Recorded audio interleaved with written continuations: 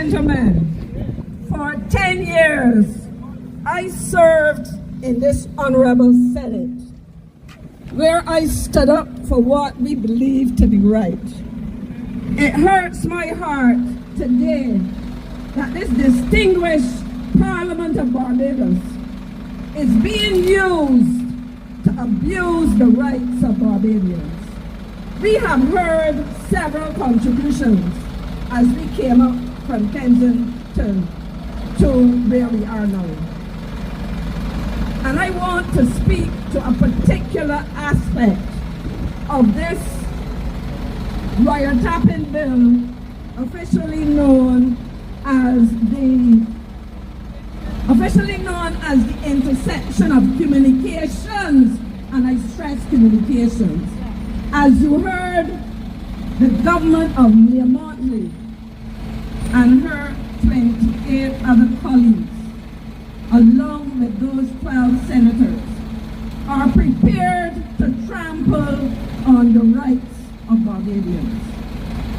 Nobody in the loyal opposition, nobody in the Democratic Labour Party, which I represent in here, is saying that we do not need legislation to fight crime.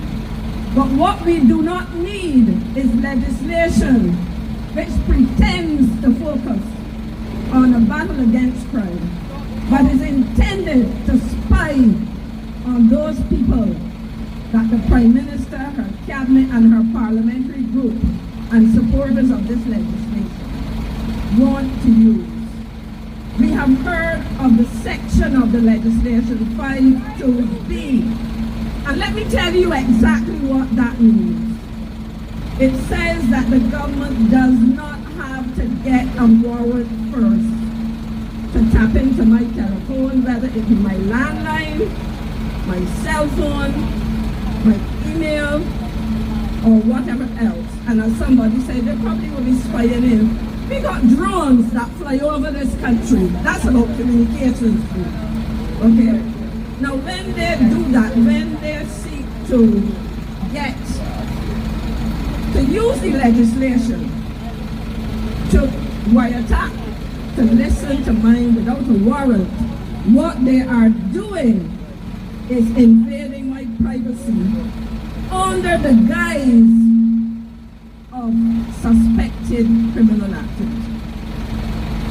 I have never been a criminal. I have no intentions of being one. But even if they thought I were a criminal, there's a process that you can go through. Let me explain to you how they will use this to the disadvantage of citizens.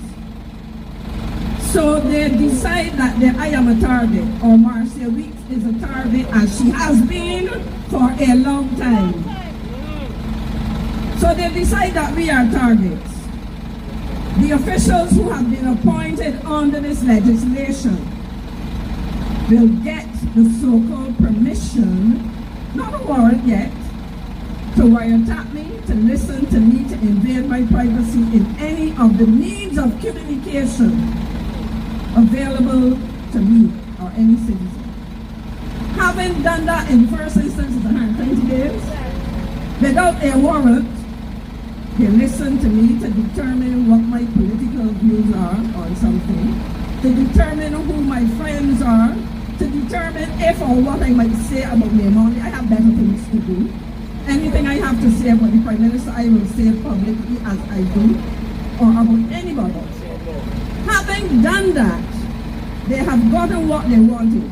Not that I'm a criminal, and so there is no need to go to the courts to get a warrant, because there is nothing to charge me about.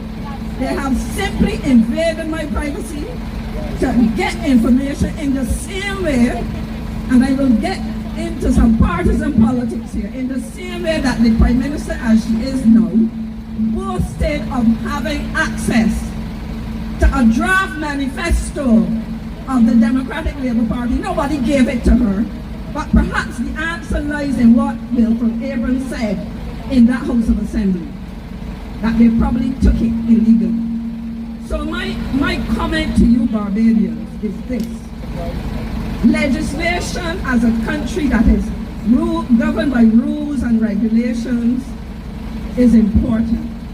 But legislation which seeks to violate the rights of citizens under the guise that they are doing it to fight crime is wrong. So if they are doing it to fight crime, heed the concerns of Barbadians and remove section 52B. It is almost midday, so I say thank you.